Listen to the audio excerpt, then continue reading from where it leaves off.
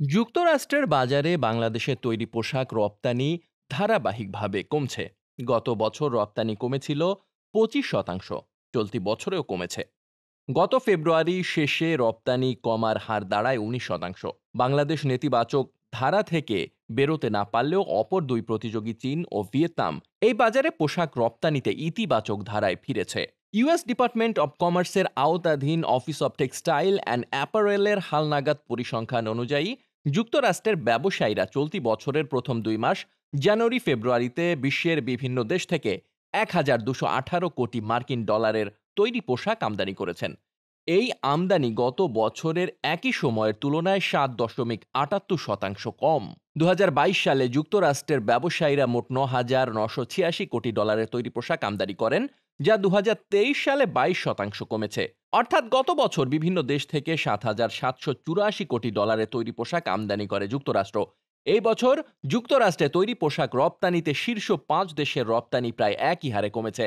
তবে চলতি বছরের প্রথম 2 মাসে চীন ও ভিয়েতনামের পোশাক রপ্তানি সামান্য বেড়েছে। তবে বাংলাদেশের মতো ভারত ও ইন্দোনেশিয়ার রপ্তানি কমেছে। বিকেএমই এর নির্বাহী সভাপতি মোহাম্মদ হাতেম বলেন, আগে আমরা 40 থেকে 60 দিনে যেসব পণ্য দিতে পারতাম সেগুলো দিতে এখন সময় লাগছে 50 থেকে 80 দিন। ফলে চীন ও ভিয়েতনামের রপ্তানি ইতিবাচক ধারায় ফিরলেও আমরা পারছি না। অটেক্সার তথ্য অনুযায়ী বাংলাদেশ চলতি বছরের প্রথম 2 মাসে যুক্তরাষ্ট্রে 119 কোটি ডলারের তৈরি পোশাক রপ্তানি করে। এ রপ্তানি গত বছরের একই সময়ের তুলনায় 19.24% কম, যদিও গত জানুয়ারিতে রপ্তানি 36% কমে যায়। তবে রপ্তানি কমলেও বাজার হিস্সায় বড় কোনো পরিবর্তন হয়নি।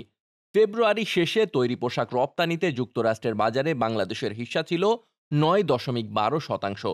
এই বাজারে বাংলাদেশ তৃতীয় শীর্ষ পোশাক রপ্তানিকারক দেশ। রপ্তানি কমে যাওয়ার পাশাপাশি যুক্তরাষ্ট্রের বাজারে আরেক দুশ্চিন্তাও রয়েছে। মার্কিন বাণিজ্য প্রতিনিধি দপ্তরের অনুরোধে বাংলাদেশ সহ শীর্ষ 5 পোশাক রপ্তানিকারক দেশ নিয়ে তদন্ত শুরু করছে যুক্তরাষ্ট্রের সরকারি সংস্থা আন্তর্জাতিক বাণিজ্য কমিশন। কিভাবে এ দেশগুলো মার্কিন পোশাক শিল্পের বাজারের এত বড় অংশ দখল করে রেখেছে তা তথ্যানুসন্ধান করে দেখবে কমিশন। এই 5 দেশের কেউ অসুস্থ প্রতিযোগিতার মাধ্যমে বাজার দখল করেছে কিনা তা খুঁজে বের করাই প্রধান উদ্দেশ্য এই কমিশনের। অন্য 4 দেশ হল ভারত, কম্বোডিয়া, ইন্দোনেশিয়া ও পাকিস্তান। দীর্ঘদিন ধরে যুক্তরাষ্ট্রের বাজারে শীর্ষ 2 তৈরি পোশাক রপ্তানিকারক চীন ও ভিয়েতনাম। গত জানুয়ারি ফেব্রুয়ারিতে এই বাজারে চীন 254 কোটি ডলারের তৈরি পোশাক রপ্তানি করে। তাদের রপ্তানি বেড়েছে 0.48%। অন্যদিকে ভিয়েতনাম রপ্তানি করেছে 236 কোটি ডলারের তৈরি পোশাক। তাদের রপ্তানি বেড়েছে 0.14%। এই বাজারে চতুর্থ ও পঞ্চম শীর্ষ রপ্তানিকারক দেশ ভারত ও ইন্দোনেশিয়া। আলোচ্য 2 মাসে যুক্তরাষ্ট্রে 76 কোটি ডলারের তৈরি পোশাক রপ্তানি করে ভারত। তাদের রপ্তানি কমেছে 14%। আর ইন্দোনেশিয়া রপ্তানি করেছে 66 কোটি ডলারের পোশাক, যা গত বছরের একই সময়ের চেয়ে 17.25% কম। জানতে চাইলে নিট পোশাক শিল্প মালিকদের সংগঠন বিকেএমই এর নির্বাহী সভাপতি মোহাম্মদ হাতেম বলেন, গুদামে পণ্যের মজুদ ফুরিয়ে যাওয়ায় যুক্তরাষ্ট্রের অনেক ক্রেতা প্রতিষ্ঠান আগের চেয়ে দ্রুত বা কম লিড টাইমে পণ্য নিচ্ছে। আমাদের লিড টাইম বেশি হওয়ায় এসব ক্রয়াদেশ নিতে পারছি না আমরা, কারণ আমাদের গভীর সমুদ্র বন্দর নেই। তাছাড়া গ্যাস সংকটের কারণে আমাদের উৎপাদন ব্যাহত হচ্ছে।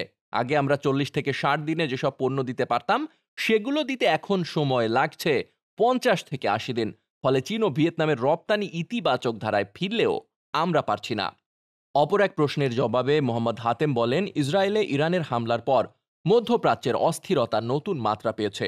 এটি যদি দীর্ঘস্থায়ী যুদ্ধের দিকে এগোয় তাহলে সংকট আবার বাড়বে, কারণ তখন পণ্যবাহী জাহাজগুলোকে আরও ঘুরে পাশ্চাত্যের দেশগুলোয় যেতে হবে।